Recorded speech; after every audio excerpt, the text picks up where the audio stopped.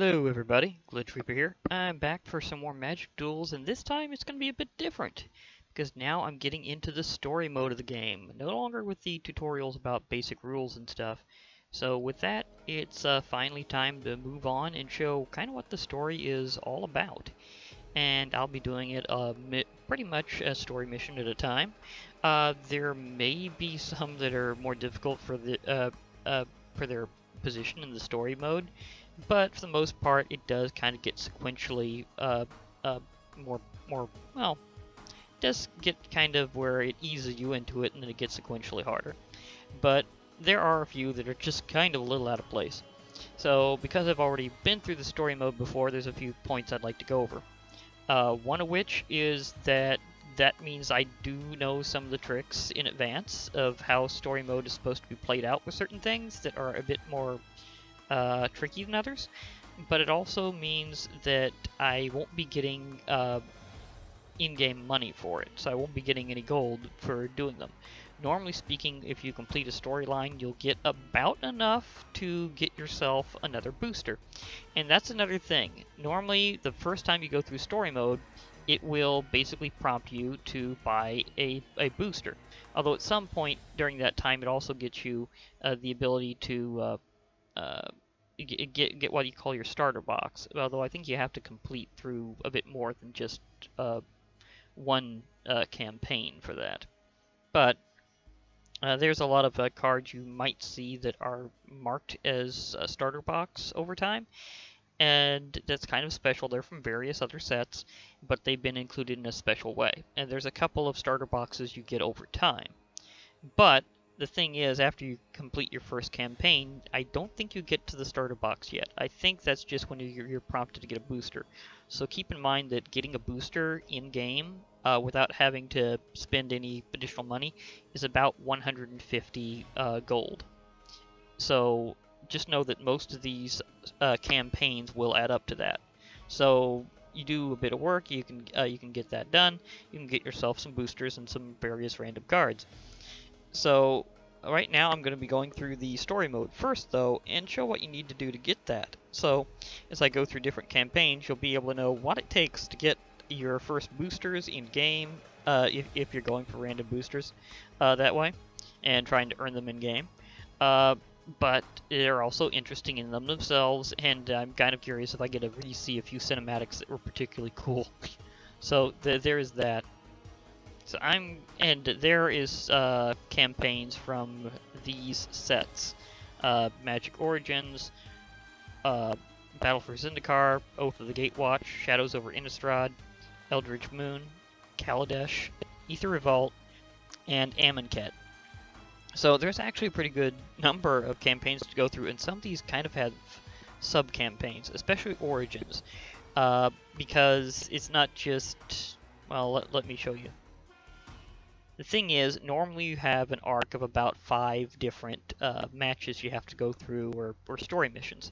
But in this case, we actually have sub-campaigns, because in Origins, it's very special. And this is also the first set that was ever included in Magic Duels. The others were kind of added over time. It's basically being considered complete. So that's kind of a special thing. Now, Magic Duels is also very special because in modern times it goes over the stories of how some things began, especially some backstories that they didn't initially go over whenever they released the new Planeswalkers. So they're kind of going back, they're retconning and going over the lore and explaining it for the first time and all sorts of stuff, making things official. So Magic Origins is a very special set, and for very special reasons. Now, this is kind of the order you normally go in, and you generally unlock these campaigns after you go through Gideon's. Now, Gideon Jura is special, because he's the only one here that specifically has been noted for changing his name. Like, before he was a Planeswalker, he was actually called Kytheon, and then he renamed himself to Gideon Jura. So that's kind of a special thing anyhow. And the thing about it is that as this tells the story of the Planeswalkers, it tells how they became Planeswalkers. Because Planeswalkers don't start out that way automatically. They have to have special things happen, such as a large amount of magical energy being involved, as well as a powerful burst of emotion. usually meaning that they're just about to die, and it activates their first planeswalk, and they just randomly wind up somewhere else going, okay, I'm not dead, but how? So that's kind of how most planeswalkers start out, is wondering how in the world they didn't die. Now, not all of them show that exact moment per se, but for the most part, that's how this campaign set goes. And I'll also be going over the campaign with the lore of it as I go as well for each one, including each story mission. And that'll be kind of a continuing thing for a while. So let's go over Gideon Jura. Before you took the name Gideon Jura, you were Kytheon Jura, a 13-year-old kid from the slums of Akros on the plane of Theros. You possess a strong sense of justice, and your magic makes you resistant to physical harm. Or resilient to physical harm. Same thing. This combination leads you to speak more with actions than with words. So he's kind of a doer kind of guy. And might I add, it kind of goes over a little bit of Gideon's life as he grew up as Kytheon on Theros. And the plane of Theros is very Greek mythology themed. And the thing is, each plane that the planeswalkers make contact with has a different theme. So whenever you go into Theros in this part, you'll see certain themes that you might not see when other planes are represented. So, yeah. Also, some of these have the whole thing noted again. But this is what what I was saying about sub campaigns or sub missions in this particular set, because here we have Gideon's different missions.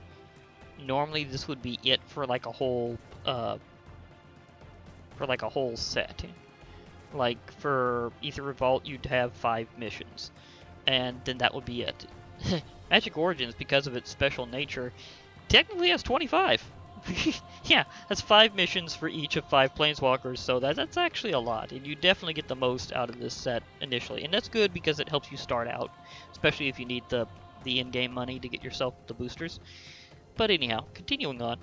Kytheon Jura, you lead a small band of street toughs known as Kytheon's Irregulars. Together, you act as a force for justice and charity in the slums. While raiding an Akroan estate for food, you draw the attention of the city guards. Now, it should be noted that these are, again, kind of startup, and you can kind of see the Greek theme, or Greco-Roman theme overall. I mean, that guy looks like a centurion. That pretty much just says it.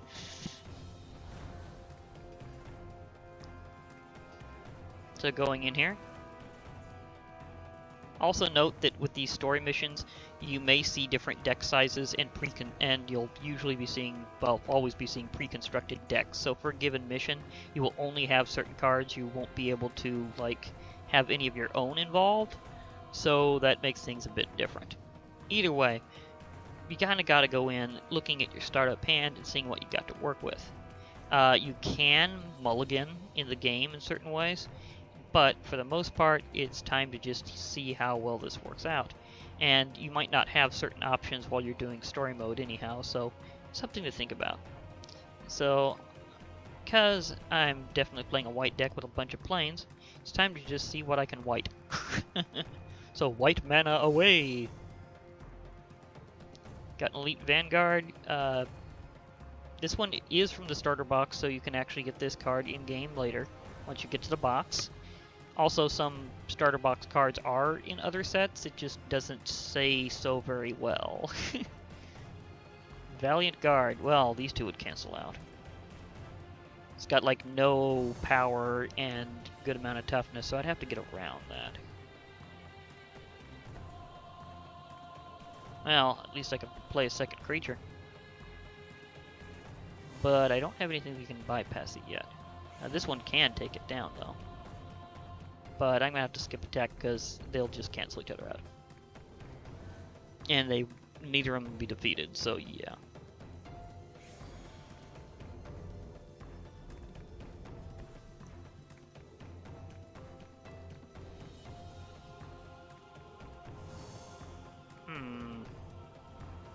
This presents a problem early on. Usually I don't have this kind of bad luck this early on. But, yeah. Okay, let's see here. might be better to lure them in while I wait for that Griffin. Because this Griffin looks like it's definitely going to be a good one. Because it has flying, so I can then just soar over and attack. And also has a special property. Whenever it attacks, it gets a boost. Just +1/+1 till end of turn, but hey, that'll work. Oh, we have a problem. I may have to mulligan this whole match. I don't normally have to do that on story missions, but it may come to that. See, now they all have some attack power. This makes things a bit iffier. And I can't overcrowd him because he has nearly the same number of active creatures.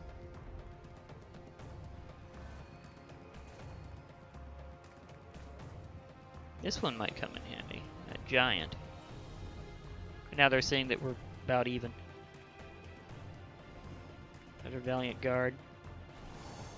So I wanted to give a Veteran Swordsmith. Yeah, you wouldn't be able to get this card in game because it doesn't have a set. Doesn't say it has a set, then we have a problem. This one can help block, so I'm putting that one down first, and then getting a secondary Griffin next turn. For now, it's all about the flight. Because as I was showing off before, flying creatures bypass things that don't have flying. So this one's just going to zip over and smack. Thank you. And for a first blow being 3 points, that's not half bad. On the other hand, if they wind up getting flying too, I might have a problem. But I don't think so. And they just saw the size of that giant, they're going, no. Salient Ars, it's just basically big. But sometimes that does count for a lot. I am putting out my other Griffin, thank you very much.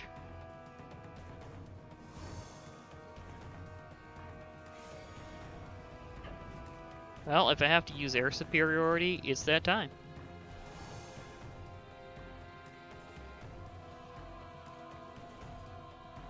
You have to cull their numbers on the next round.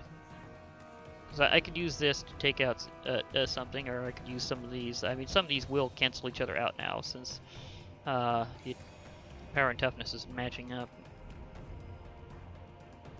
They can tell that they're a little... oh. Can I do both? Nah, I don't have the mana for that, but I can put this one out. Now I have two big blockers. This whole match is coming down to nothing but creature power. But that does count for a lot. I mean, I've seen creatureless decks before, but it's been a while, and I don't know how well that would be possible in Magic Duels with what the balance is. Because there's a lot of cards that would be good for that, but aren't actually included, so probably not.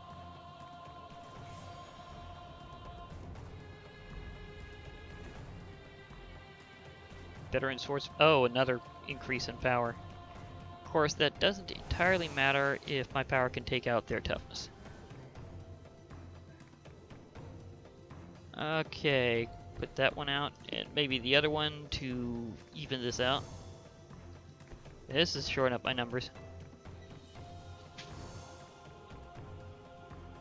Oh gosh, this is actually one of the bigger armies I've seen amassed for quite some time.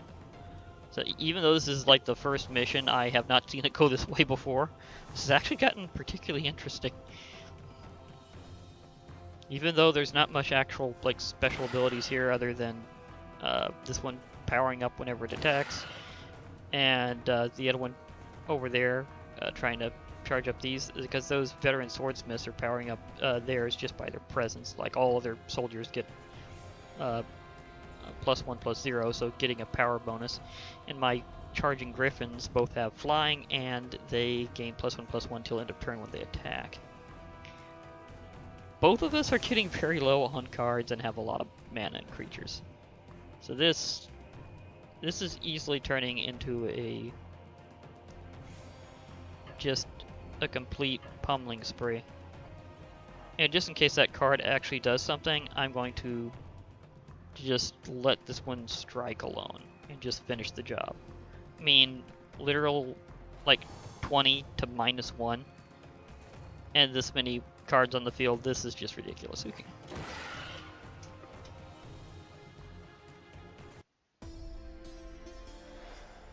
Oh, it's skill and luck. The luck on both sides was very interesting this round. And I know the game, so skill happened too. Okay, that's it for this particular mission, although it will have a little bit of an after story. You fight your way out of your hideout, but you realize continued resistance... Darn lips. You fight your way out of your hideout, but you realize continued resistance will put your friends at risk. You lay down your weapons, and the guards haul you off to the dungeons. You are sentenced to 10 years for thievery. So, this is pretty much a good reason for a time skip. It's like, yeah, you're just kind of a little down for a while. Or at least that's what your sentence starts off with. Could that turn into something else? We'll see how the story goes later, won't we? Ha ha ha ha ha. Anyhow.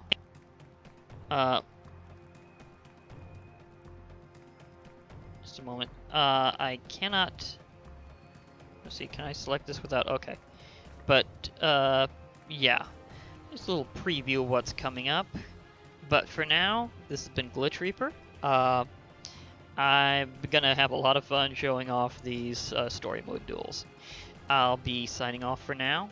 Hope to hear from y'all later. So, bye for now, everybody.